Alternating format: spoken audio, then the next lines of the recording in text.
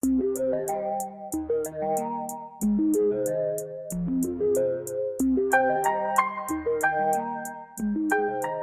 peeps, welcome to my channel where I'll be showing you how to draw with new videos every week as well as doing lots of fun arty stuff.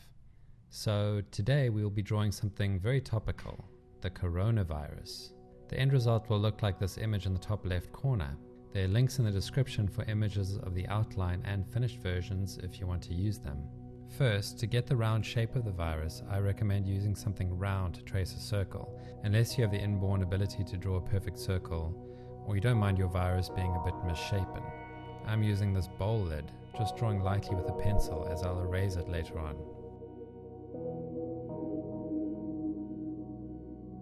I'm jumping straight into drawing the tops of the spikes on the virus surface. I'm using a deliberately rough and dirty style of drawing with lots of line breaks to illustrate the rough and organic nature of the virus. I've seen many renders of the virus showing these as being like triangles at the top of a shaft, so I'll draw them, starting from the center where you're looking straight down on them, so they are most triangular-like at the center, and as you move towards the edge of the circle, they become flatter and flatter, indicating the spherical nature with the spikes wrapping around the sphere of the virus. Draw some of the triangular tops at the edge of the orb extending above the surface. These will be virtually flat, and then you can also draw some that are on the other side of the orb and you are looking at the back of them.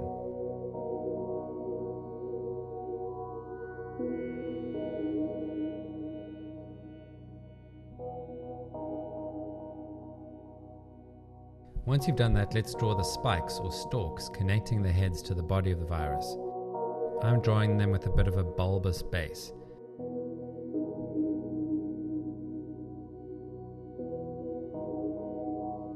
These also should illustrate the spherical nature of the virus, with more of the spike visible at the edges and less for those closer to the center as you're looking down from above. All the stalks should be oriented towards the center of the virus.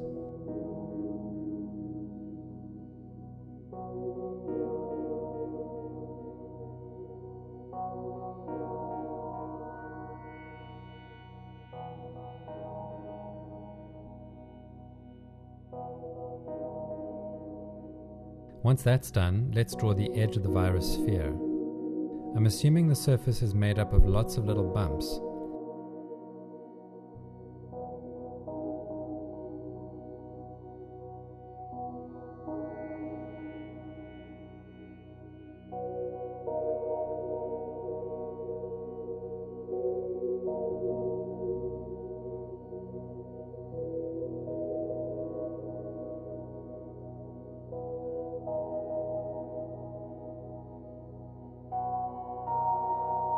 I go in concentric circles, with each circle having a larger gap from the previous circle as I get closer to the center, and the bumps becoming more and more defined as they are more fully in view. Also, lots of irregularity as this is an organic structure. Next, I'm going to add a little texture and shape to the elements.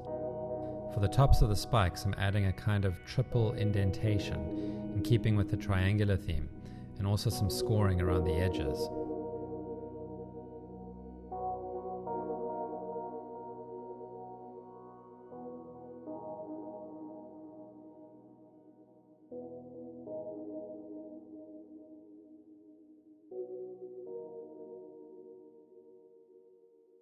For the surface of the virus, I'm adding some texture, but it's consistent with the light source shining from above, so the shading is at the underside of each bump.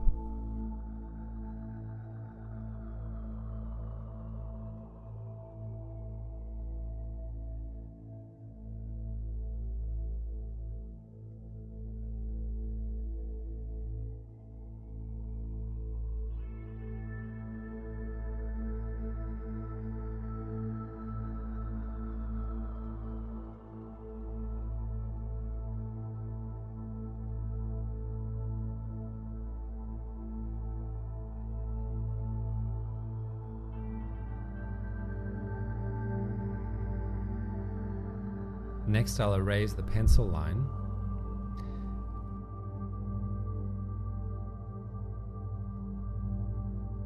Now I'll switch to the tablet to color this in. If you're using pens or some other medium to color, you can follow the same principles. First, I'm creating a shape to cover the whole outline or silhouette of the virus. For using an illustration program with layers and masks, this is very useful, as all coloring you do within this outline will stay within the borders. No worrying about coloring outside the lines. I've made a circle to cover most of the shape. Now I make shapes to cover the part of each spike protruding above the sphere.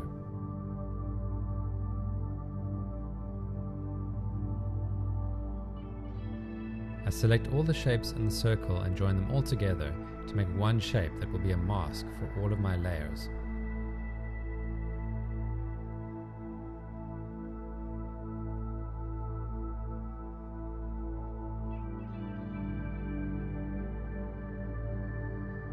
Then I'm coloring in the spikes on a separate layer.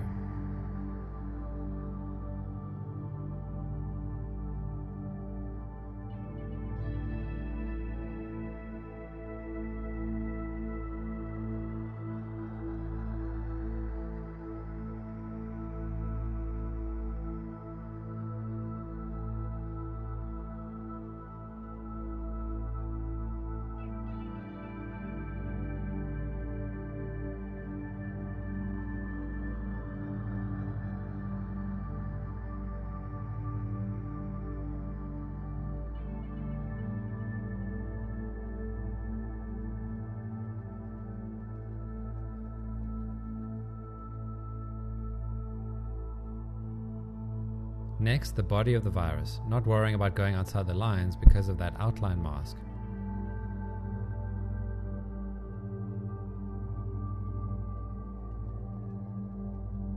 But I'm not quite happy with the color of the virus body, so I can play around with different options using an effect applied to that layer.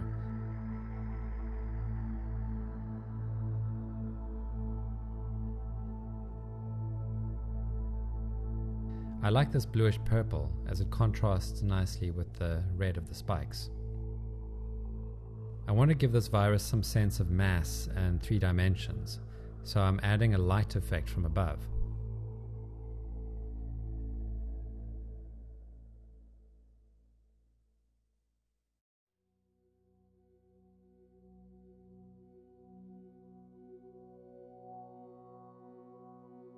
Next, I'll add shading to the spikes, adding a darker red as a shadow.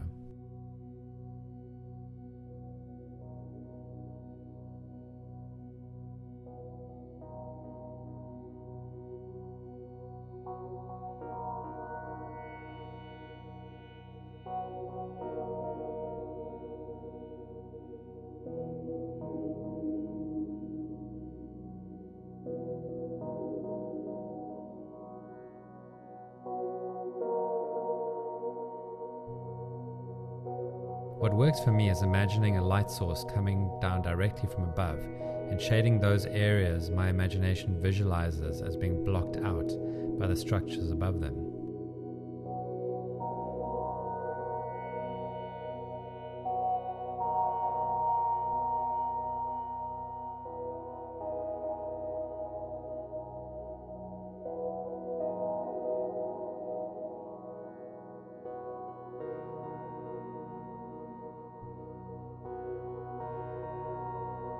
You'll remember that I created a simple circle to cover the virus body, but the edges are actually bumpy, so I'm going in to adjust the outline to fill those protruding bumps.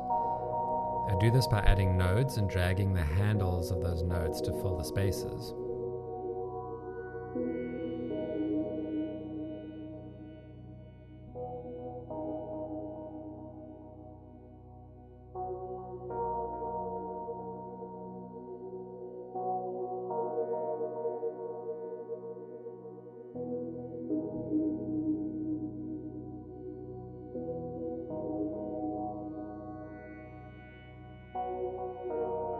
To add finishing touches, I'll add a little bit of specular shininess on the edges of the shapes closest to the light.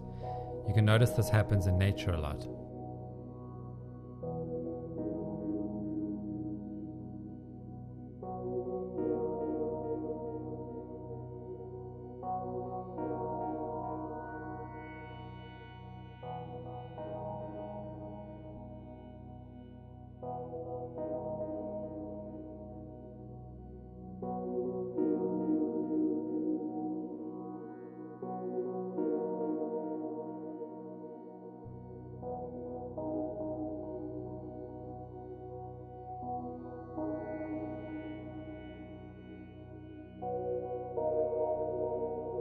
Finally, I'll add a few specks of a different color on the surface of the virus.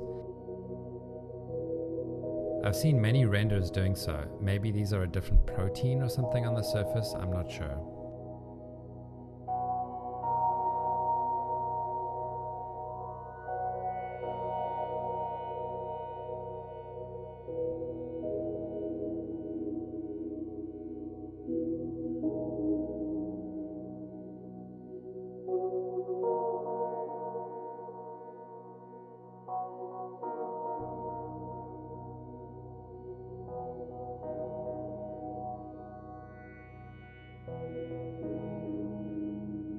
And there you have it. Hope you enjoyed that, and remember to check back for more content.